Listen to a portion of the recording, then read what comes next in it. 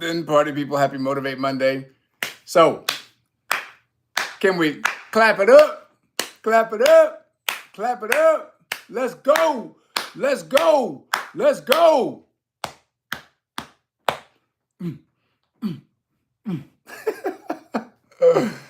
We are officially a day out from the final quarter of 2025. And I want to encourage you to take stock. I want you to really take some time and look back over your life. And I want you to pluck out some moments that are your signature moments, your memorable moments.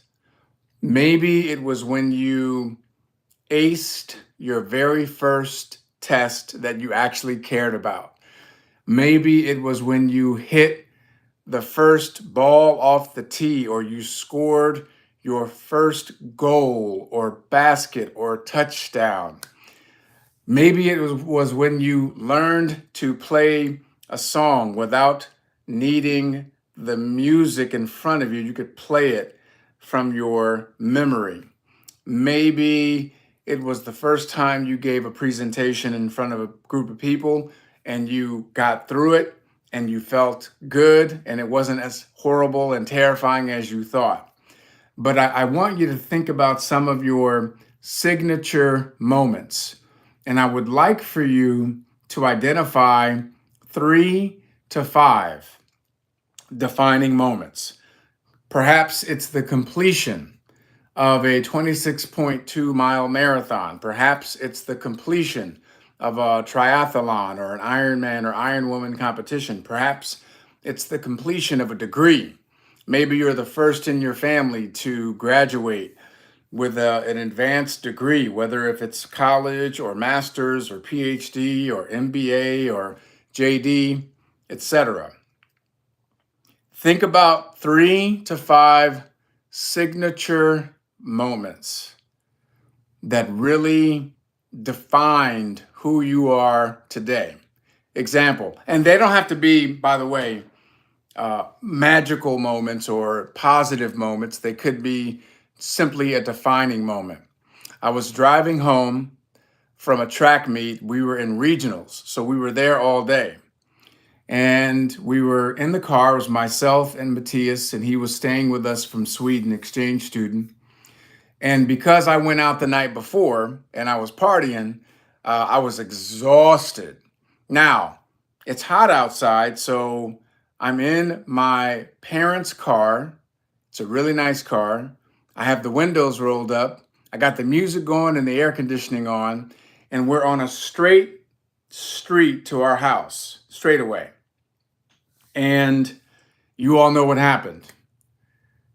I start getting real comfortable with the AC. I start going with the rhythm of the music.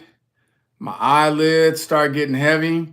And the next thing I knew, I had gone to a different world. I was so relaxed. It felt so good just to let go and release and finally get some rest. But I forgot that I was driving. And that car, you all, it sped up and did a U-turn in the middle of the street. So we're going this way, ongoing traffic's coming this way. So I'm going like this, car goes like this, turns around, and then bam, hits a utility pole, but not a regular one, but one of those grounding utility poles. And what happened was we were thrown from the car. The car was smashed. It was like a harmonica, or not accordion harmonica, accordion. And we were not wearing seatbelts. And the next thing I remember from being so relaxed and listening to the music and feeling the cool AC on my face, I remember people looking over me and I'm looking up at them and they're asking me, do you know where you are? Do you know your name? Do you know what day it is? And I'm looking around and I'm hearing all of this commotion and sirens.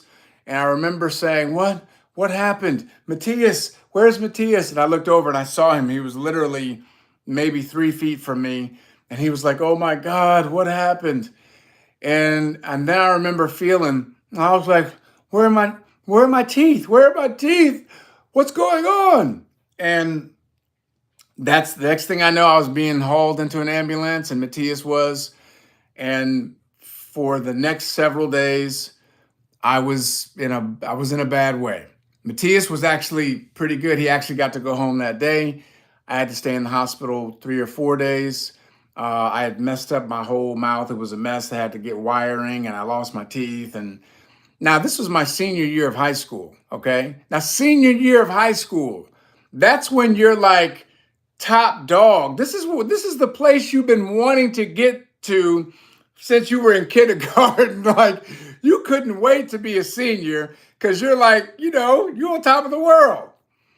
So I remember being in the hospital, being in a lot of pain. I remember how grateful I was for the nurses because they were so caring and attentive and gentle, and they just made me feel better. Well, um, I was a mess. My breath was like hot garbage because I couldn't brush my teeth for weeks. Like, my breath was wicked. It was bad, y'all. It was really bad. And my friends like have made fun of me for years because of how bad my breath was.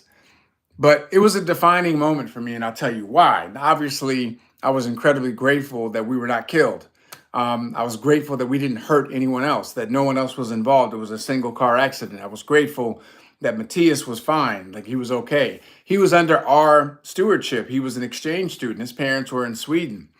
That could have gone bad so many different ways, and it didn't. And that was nothing but God's grace. I know this, and I was very grateful for that. But here's where it gets really interesting. Do you know what it's like to finally start to feel some level of like confidence, finally start to feel your way around girls and relationships and dating? And, I was a late bloomer. So my senior year of high school, I was really starting to come into my own. Now I ain't got no front teeth. And it had to stay that way because back then they didn't have temporaries. You just had to wait until it got done.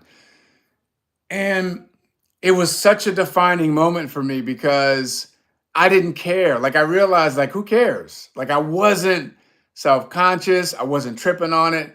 For whatever reason, my level of self-confidence just went to a different gear. And it didn't stop me from approaching girls and asking girls out for dates. And I ended up, just having a good time, regardless of what. Like, I mean, I was like, really? Like, you want to go out with me? Like, I mean, my situation, my story. But it was so interesting because that taught me the importance of it's not what happens to you, it's what happens in you.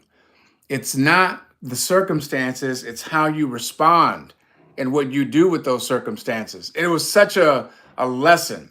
And that's just one, okay? And it stayed with me for the rest of my life. I never got caught up or concerned with the physical exterior. I do things and have done things because of what's happening internally. How does this nourish my spirit? How does this develop my intellect and my wit and my ability to communicate and connect with people? So I never got caught up, and I wasn't tripping on that. It was a traumatic event for sure, but I was able to get through it pretty seamlessly, and without any excessive ongoing PTSD, etc. I went on with my life, and eventually my teeth got fixed, and I got back into sports, and I played football, and I went on and did the things that I wanted to do. So all of you have some moments. All of you have some defining moments. You have some experiences, things that you can reference as a reminder of what your capacity is, the unlimitedness of your capacity. And so your assignment on this Motivate Monday, your assignment between tonight and tomorrow, before we go into the fourth quarter of 2025, is to identify those 3 to 5 key defining moments in your life where you started to really step into your power, step into your confidence, step into your resiliency, step into your persistence, step into your mental toughness, step into your resourcefulness, step into your spirit, your hunger, your drive. And once you've identified those 3 to 5, put them somewhere where you can see them. Put them on note cards, put them in your journal and look at them every night. I want you to remember the gift of you. Emily Cady said that man's greatest sin is forgetfulness. We forget the magic that we possess. And I want you to be very focused over this next 24, 36 hours. And I want you to remember those magic moments as we go into the fourth quarter so you can do some magic things. If you got some value out of this, please like and subscribe, share this message, pass it on with some people that you can get some value from it. And I'm very excited for what all of us are going to be able to accomplish in the fourth quarter of 2025. Have a beautiful day.